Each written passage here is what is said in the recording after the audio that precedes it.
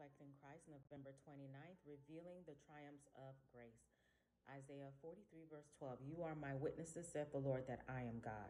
The faithful ambassador of Christ is not ashamed of the banner of truth. He does not cease from proclaiming the truth, however unpopular it may be. In all places, in season, out of season, he heralds the glad tidings of salvation. Missionaries for God are called to face dangers, endure privations, and suffer reproach for the truth's sake.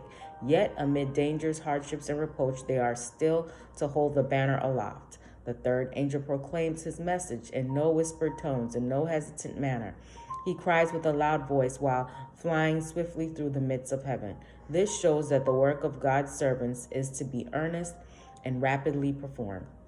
They must be brave witnesses for the truth, with no shame upon their countenances, with uplifted heads, with the bright beams of the Sun of Righteousness shining upon them, with rejoicing that their redemption draweth nigh. They go forth declaring the last message of mercy to the world.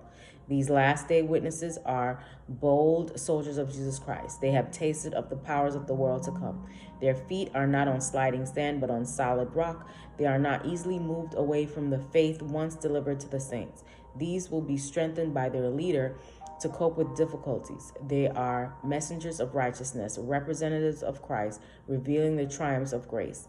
From these chosen men of God, the truth will shine forth. It will be heard from their lips, reflected in their countenances, and demonstrated in their lives. They will be marked by purity and uncorruptness. The grace of Christ has a refining and nobling influence on the character.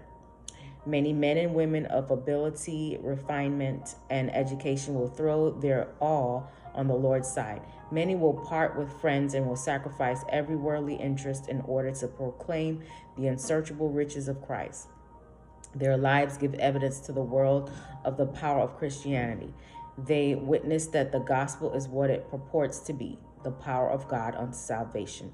Bright beams of gospel truth are flashed from them upon the path of those who are in darkness. Their unswerving fidelity is registered in the books of heaven.